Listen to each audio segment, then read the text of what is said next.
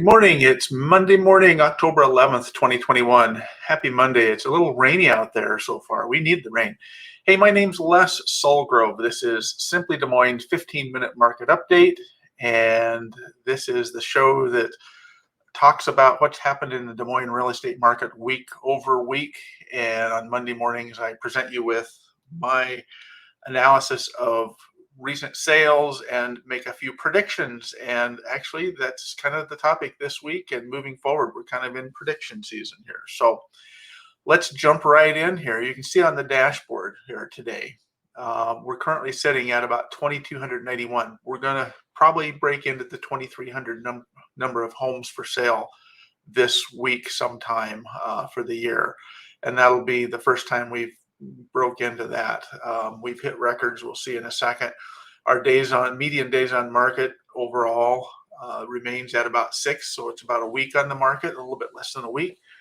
And our month of inventory, even though we're kind of coming into what is traditionally the slower time of year, we're still at under 2 months of inventory. So if nothing else came on the market before the end of the year, we would still sell out of all of our home inventory before December 31st. So kind of an interesting time we're in, just different times here.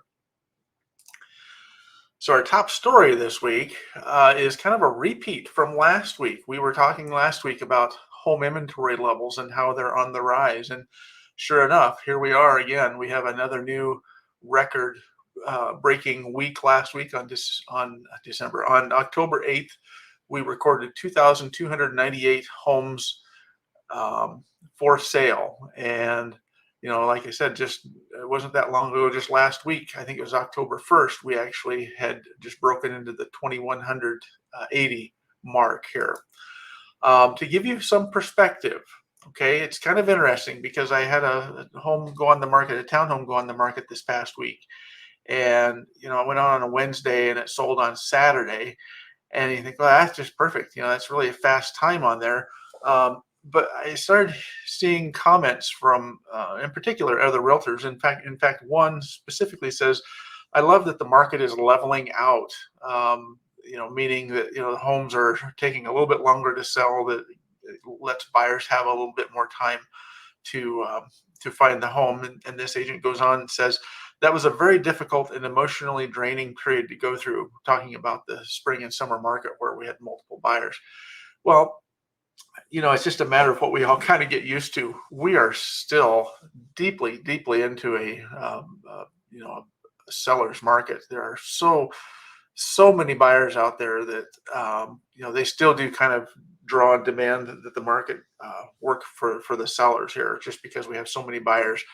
And just to give you perspective here. So on October 8th of 2020, we were sitting at 2,624 homes. Remember, we just hit on October 8th of this year, 2,298. So we're only 326 homes behind last year. So I wouldn't call this necessarily a return to normalcy. If you look back to 2019, we were sitting on October 8th. We were sitting at 4,239 homes, so almost double the amount of inventory. Well, 1,900 homes behind 2 years ago where we currently are today. So by no means back to any type of a normal market, but at least it's feeling that way, and that's half the battle. So the next question is of that inventory that's coming back and it's kind of feeding our recovery of homes for sale, where is it coming from? And so if you break down the home inventory levels, and again, this is that same graphic just broken down into single family resale, condo townhome, single family new construction, and condo townhome new construction. And the left bar indicates the low for the year, the right bar indicates the high. I'm sorry, where we are today, and the middle bar represents the high. So it's low, high, and current inventory levels. And at first glance, you'd say, well, it looks like we have two categories that are really carrying our inventory recovery. And it's true. You look at this on October 2nd, we actually hit 1,090, which was the highest so far this year in the single family resale. But if you look across the rest here, you say, well, new construction's playing its part. And the others are doing okay. At 260 homes was the record for condo townhomes, 831 for new construction, single family, et cetera. But look at the dates, the last time we hit those highs, where the single family resale hit their record high on October 2nd. We have yet to hit a record high in any of these three remaining categories since January and into February. So, while the inventory levels are helping, single family resale is actually the category that's driving this recovery. So, just some interesting perspective there, I think. Okay, week in review. We saw kind of a similar week to last week. We added 312 homes to the market. That's good. We're not seeing as many price reductions compared to last year at this time. We had 224 this last week, and we had 223 the same time a year ago. So we're kind of right on track with reductions. Accepted offers, it's always good to see these two numbers kind of be close together. That means we're kind of selling the inventory as it comes on. Most of this year, the accepted offers number was higher than the new listings added. And so this is kind of one place where we're starting to being able to build our inventory. We've got 12 more homes added than what actually went into contract. Our year-to-date closed sales were at 13,453 as of yesterday on Sunday. And this is where we're going to talk about in the spotlight, exactly where we're going to end up the year at. So kind of keep this 13,453 number in the back of your head here. Fourth quarter brings out a new graphic of the weekly count of homes added to the market. If you recall, I track this every week, how many homes we actually have added. So there's our 307 homes added to the market, or I'm sorry, 312 added to the market versus 307 a year ago. And one of the things that's kind of going to play in our favor is that if you notice here, this line graph at the top is the inventory counts added in 2020. And only 1 week did we go over that 350 mark of homes added. And we've been averaging around that 280 to 300 homes per week added. So chances are good if we can continue to build inventory, this will be a good a good quarter to show where our inventory is going to kind of build up for 2022. And if we can get past next week, it's going to be tough to bring on 354 new homes into the market next week to beat last year. But after that week, I am going to hold out hope that we're going to kind of break through some of these 2020 numbers as we move into the end of the year. And you can see, especially as we get close to the end of December or month of December, inventory does kind of drop off. We see little drop offs around holidays. So this was leading up to, and then the week after Thanksgiving. And then as we get into Christmas, inventory just logically kind of drops. But I think we're going to have some interesting times coming up here. So the spotlight question last week, not spotlight, I guess it was the next week question last week was, can we hit 18,000 closed sales in 2021? And actually the question is, of course we can hit it.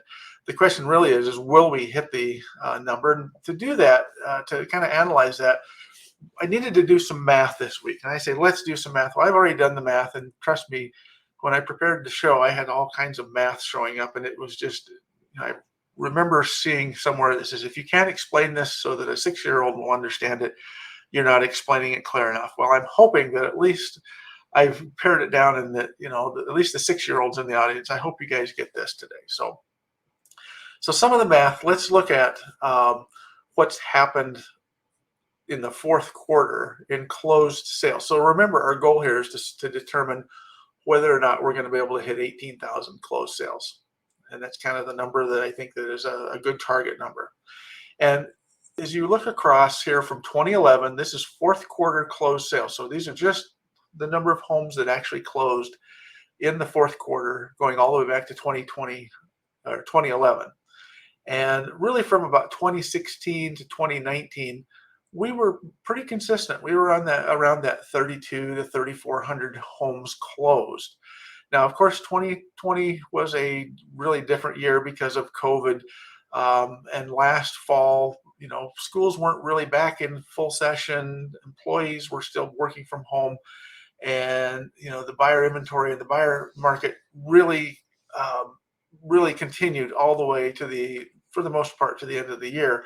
And what we saw as a result was we had this surge in closings at the end of the year, 4,500. And so that was quite a few more than what we've normally seen. And we understand that's just the way the market was. So the question is how many homes are we going to actually close in 2021 fourth quarter? And to get an idea, so let's kind of go back here. And this is basically the math. In 2019, we closed 14,191 homes at the end of the year. So when I say closed, I'm saying this is the number of homes recorded by me on December 31st, because we all know that after the end of the year, we still have sales that haven't recorded but yet closed in that previous year. So this is the actual snapshot of the number of homes closed on December 31st, 14,191. And again, there's that 3,447. 2020, we closed as of December 31st. The number of homes recorded closed were 16,000, almost 16,500. And so in order to hit 18,000 sales, we need to end the year by recording 4,944 more homes in the closing process. We need to have that many homes actually go to closing by December 31st. And we're currently sitting at 13,056 as of October 1st. So that's the beginning of fourth quarter. We're sitting at 13,056. So this kind of looks like a pretty tall order, but I think that you'll find here in a minute, we're going to be able to kind of hit that, I think. And another way to look at these, again, looking back to just 2019 and 2020, here's an example of first quarter sales are always the lowest, just because we're coming off the holidays. And second quarter picks up, third is more, and then we have this push by end of year. So remember that closed sales are a product of previous activity. So maybe these third quarter sales are actually, pushing. This is what I'm saying, is that the fourth quarter closings are actually a result of third quarter pending sales. So what happened in third quarter really makes the fourth quarter look good. So that's kind of why these numbers look like we're having these surges, but it's just, getting things closed by end of year. So for 2021, as of October 1st, we need that 4,944 to close.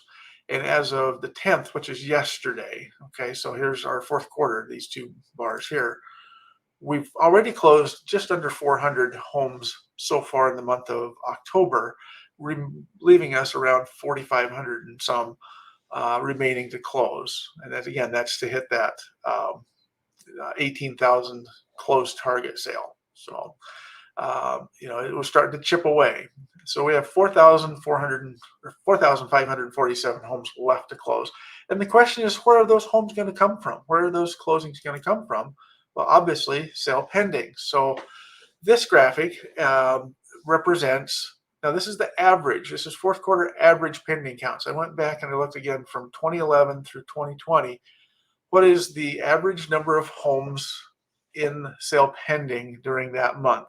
So these aren't actual numbers in this particular graphic. These are what is our average.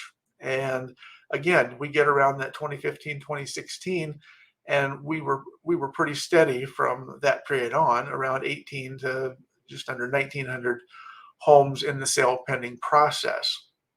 And in 2020, of course, again, here we go.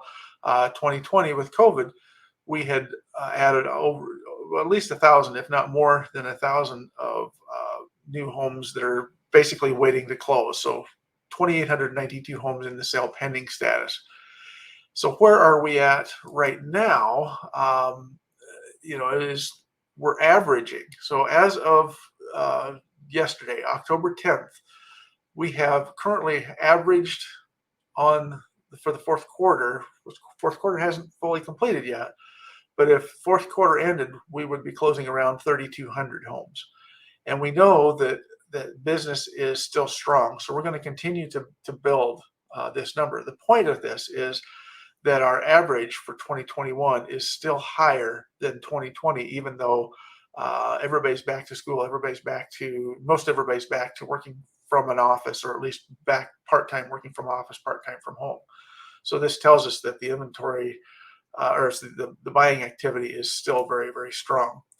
So the next question then is of that, those numbers, we need that 4,547 to hit our 18,000 by the end of the year. Where's those sales going to come from? And again, I like to break this down. This is actually the number of homes we actually have in sale pending as of yesterday, Sunday, 3,200. And you can see that almost between condo townhome resale and single family resale, that makes up about 2,000 of that 3,200 are in sale pending. And since these are resale properties, and since these typically sell and close within 30 to 45 days, it's a pretty good bet that we're going to close the majority of these home sales. So we're going to probably close around 2,000 sales of these for sure. I hate to say for sure, but pretty good chance we're going to close most of those. New construction can tail out. So if we've got another 1,000 between single family and condo townhome new homes, maybe half of those would close. So that means that around 2,500, which still leaves us quite a few that we have to hit. But remember, the buyer activity is still very, very strong. We're still bringing in 300 and some homes in the sale pending process every week. So I just feel like we've got a pretty good chance at it. And one last graphic before we go to answer the prediction is, let's look at the year-to-date closed sales. The gold or the yellow one in the front shows the trajectory of our closings in 2019 when we closed around that 14,000 some. 2020 closed sales when we broke into the 16,000 closed sales. And then if we just simply do a standard trend line up just from that, I think that we could literally just hit that 18,000. So the question has been asked, can or will we hit 18,000 sales in 2021? My prediction is, yeah, I think we're going to do it. I think we're going to hit that just fine. It's going to be, close. If it doesn't hit quite 18, it's going to be very, very close.